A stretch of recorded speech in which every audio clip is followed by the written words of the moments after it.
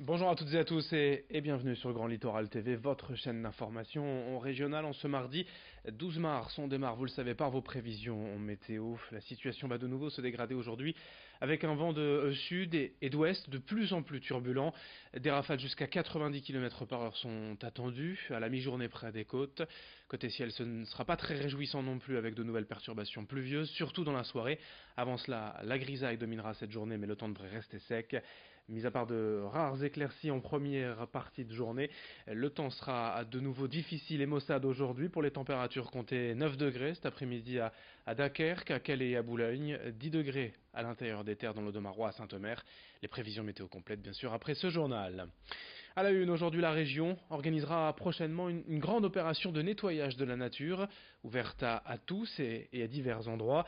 Lancée à l'origine par la Fédération des chasseurs de la Somme, l'idée a été reprise dernièrement par le Conseil régional qui veut ainsi fédérer le plus grand nombre. Le principe est simple, réunir le temps d'un week-end tous les citoyens volontaires de 7 à 77 ans afin de nettoyer et de ramasser l'ensemble des déchets dans la nature. Pour participer, il suffit d'aller sur le site du Conseil régional des Hauts-de-France pour trouver le point de ramassage le plus proche. Il est également possible d'en proposer un soi-même. Tout le matériel nécessaire le jour même, les sacs et les gants seront fournis sur place. Rendez-vous le week-end des 23 et 24 mars prochains. Explication complémentaire au micro de Lucille Berthe Constant. L'an dernier, nous avons mis à peu près 50 000 personnes sur le terrain pendant 3 jours et nous avons récolté 1300 tonnes de déchets qui représentent à peu près une centaine de camions. On n'a jamais imaginé que ça aurait pris une telle ampleur et justement à la région on est en train d'y travailler pour faire des opérations comme ça tout le long de l'année. Le but premier évidemment que c'est de nettoyer la nature, mais c'est surtout de faire prendre conscience aux citoyens et aux jeunes, pas aux gens comme moi qui ont des cheveux gris, que la nature n'est pas une poubelle. Quand vous voyez ce qu'on peut ramasser dans un week-end, c'est assez extraordinaire. C'est faire prendre conscience aux jeunes que la nature, c'est un bien commun qui appartient à tous et qu'on doit la préserver. Autre image dans l'actualité dans cette édition à Dunkerque. Depuis quelques jours, le port de Plaisance est équipé d'un tout nouveau ponton situé quai de l'Amiral Renarcq.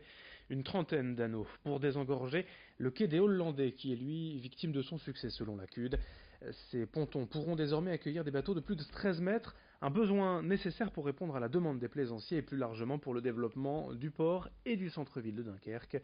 Aujourd'hui, 65% des propriétaires de bateaux amarrés dans le port de Plaisance n'habitent pas l'agglomération. Preuve de l'intérêt touristique du port. Explication complémentaire sur place recueillie par Corentin Escaillé. C'est des pontons qui étaient prévus et aménagés pour des bateaux environ de 14 à 16 mètres, voire plus, puisque les bateaux sont prévus pour recevoir justement ce type de bateau. On a une demande assez forte dans la région, venant des professionnels, venant de particuliers qui disent voilà, on cherche de la place pour mettre des bateaux de 15 mètres, de 16 mètres, et aujourd'hui on n'a pas vraiment la place sur les pontons actuels. Il y a des extensions qui sont encore prévues. Je parlais du quai des Hollandais tout à l'heure, il y a 150 mètres de pontons qui sont prévus. Aussi de la même façon pour mettre du bateau de 50 pieds, donc 50 pieds ça fait 15 mètres, pour vous donner une idée, que ça soit du voilier ou du bateau à moteur. Et notez qu'hier, à cette occasion, le président de la communauté urbaine de Dunkerque, Patrice Vergrit, a annoncé la venue le 18 mars prochain, c'est lundi la semaine prochaine, de l'Energy Observer, premier navire à hydrogène à naviguer autour du monde. Vous pourrez l'observer dans le port de Plaisance face à la CUD. Dans l'actualité, dans cette édition aussi, l'information à Calais en images, les artisans pêcheurs de la flottille des Trémailleurs bénéficient désormais d'une zone entièrement dédiée. La région et les services portuaires ont profité récemment des travaux de remise en état du quai d'Angoulême pour leur aménager une douzaine d'espaces destinés à accueillir leurs filets. Chaque zone porte le nom du bateau concerné et l'accès a été sécurisé par des plots dont seuls les pêcheurs ont la clé, ce qui devrait éviter que des voitures ou des camping-cars ne viennent s'y garer. Image à Calais sur le port signé Marine Kijek. La région Hauts-de-France lance un plan d'action pour développer les filières régionales sous des signes de qualité et d'origine. Le but principalement est de soutenir les agriculteurs, cultivateurs et éleveurs en valorisant les produits régionaux. Les signes officiels de qualité ou d'origine ou d'autres labels sont une garantie pour les consommateurs en recherche d'informations concernant leur alimentation. Pour les producteurs, c'est une réelle opportunité de mettre en avant leur travail et leur savoir-faire. Lors d'une réunion hier au siège de la région avec des dirigeants, des experts et des producteurs, les prémices du plan d'action ont été dévoilées avant sa mise en œuvre dans les prochains mois. Explication au micro de Rémi Desremeaux.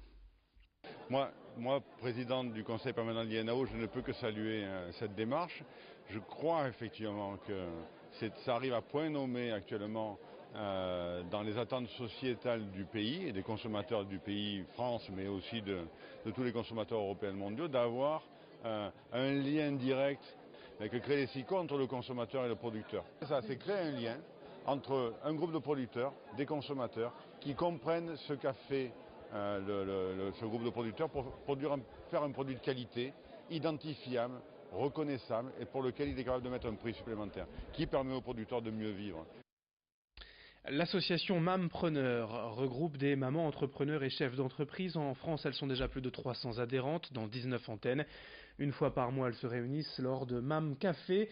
Pour ces femmes, mères de famille qui ont choisi l'entrepreneuriat, l'objectif est de se rencontrer régulièrement, d'échanger sur leurs problématiques, de se donner quelques précieux conseils et d'acquérir de nouvelles compétences pour pérenniser leur activité. Depuis le mois de novembre, le premier réseau régional est implanté à Lille et réunit déjà une vingtaine d'adhérentes, mais ces femmes cherchent désormais à s'implanter ailleurs, dans d'autres villes de la région, notamment sur le littoral. Explication au micro d'Idil Gunaï.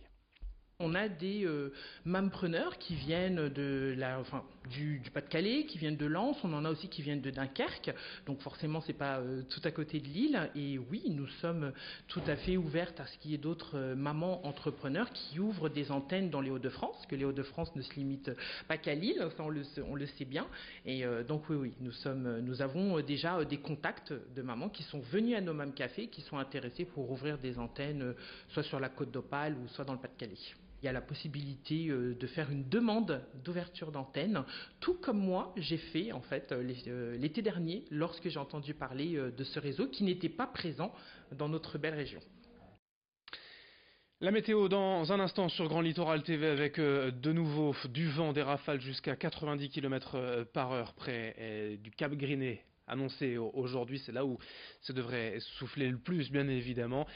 Du vent, mais aussi des nuages tout au long de la journée, des pluies dans la soirée. Bref, une nouvelle journée difficile du point de vue météo en ce mardi 12 mars. Les prévisions dans un instant et d'autres infos dès le prochain quart d'heure. Merci de votre fidélité sur Grand Littoral TV.